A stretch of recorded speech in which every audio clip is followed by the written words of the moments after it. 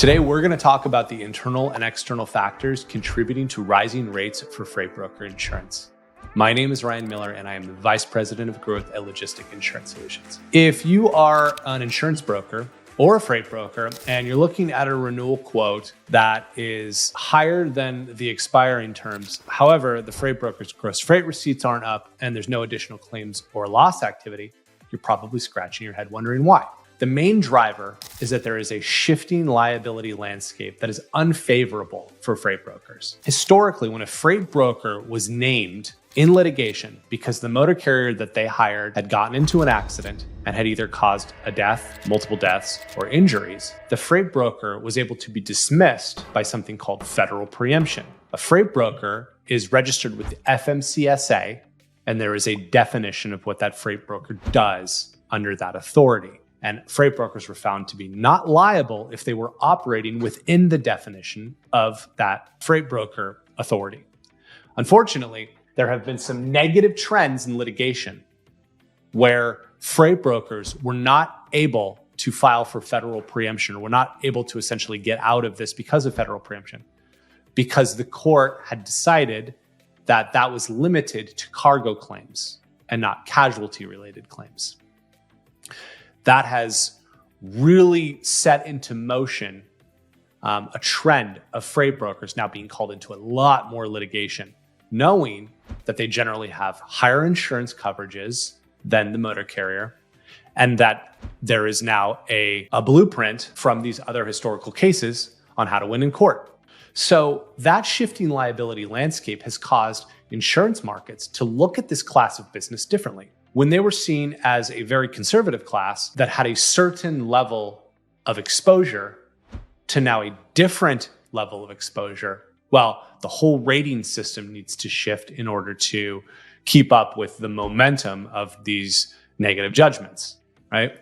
So if you are a freight broker, you might be looking at this saying, wait a minute, why are my premiums increasing from last year to this year? I didn't do anything.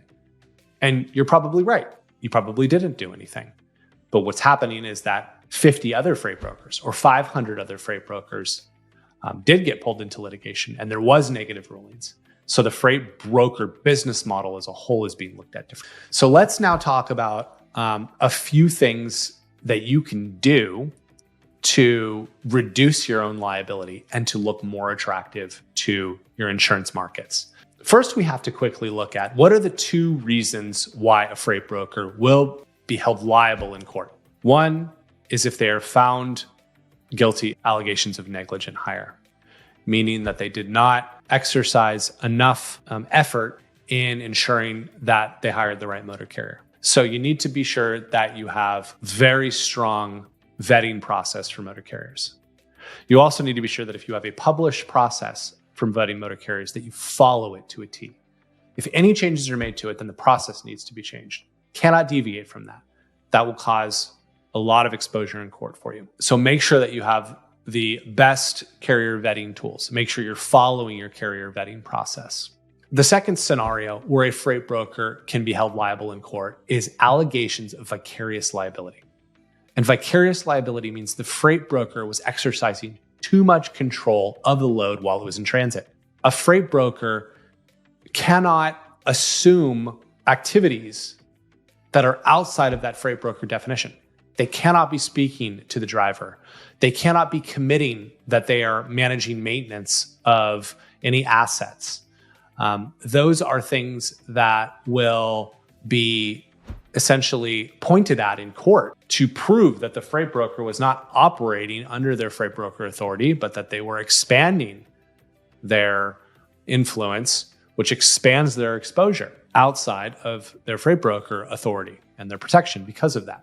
When we look at those two scenarios, now we can start to make some recommendations on what freight brokers need to do to reduce their own exposure, to combat rate increases for themselves. On the negligent hire side, they need to have very strong vetting practices.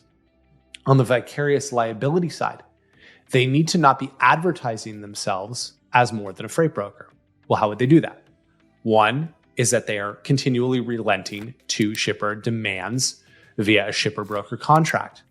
These shipper broker contracts are oftentimes expanding on the liability that a freight broker carries by them agreeing to do things that are outside of what they should do as a freight broker. Now, if they sign a contract that says, yes, we will do these things, then that can be pointed at in court to prove that they're doing more than what a freight broker should do. And unfortunately, these shippers' attorneys that are putting together these contracts don't understand the nuances.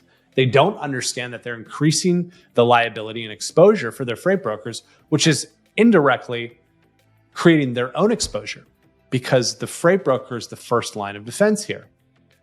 So it's very important to be looking at your shipper broker contracts and making sure that it doesn't interrupt or get in the way of what you're doing as a freight broker. You cannot expand the services that you're providing and not expand your exposure. The problem, which makes it very difficult for a freight broker, is that certain shippers are going to either make you sign it. They're going to basically say, you got to sign it if you want to do business with us, or you don't sign it and we won't do business with you. What you have to do in these circumstances is you have to get beyond whoever's responsible for making sure you sign it. It's generally going to be a mid-level person that you can't convince. But if this is a very large contract or this is a large shipper, it is important that they understand that they are increasing your exposure and their own exposure. So we would strongly recommend that you seek to speak with a higher level person over there.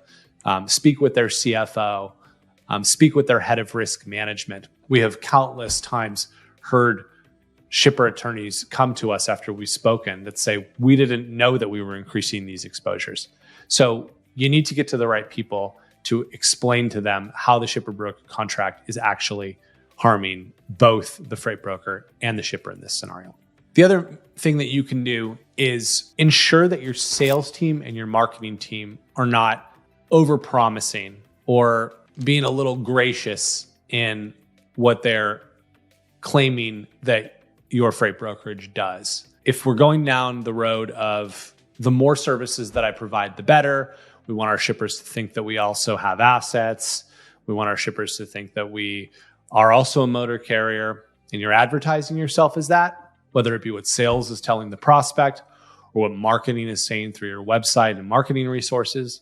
Those are all things that will have a negative impact in court. You have to make sure that you are communicating the right value propositions that you provide as a freight broker and not claiming that you do more than you should as a freight broker. Hopefully this was helpful to you. A few other recommendations that I would make would be ensure that you're working with a retail insurance agent and an insurance market that truly understands your freight broker business model. It's not just about limits and premiums. It's about understanding the specifics of the coverage, understanding what's included and what's excluded. There have been many judgments against a freight broker where the insurance doesn't end up protecting them because there was some exclusion that the freight broker was unaware of. In certain circumstances, there are certain types of rulings against freight brokers that have very large judgments that are excluded, even if the insurer has limits to that amount. So you have to really understand what's covered and what's not. And that means working with people, working with companies that understand your business model, that can analyze it, can help you understand the differences in your coverage, and can make sure that you're getting the right coverage for the customers that you have, the exposures that you have, the size of business that you are, etc.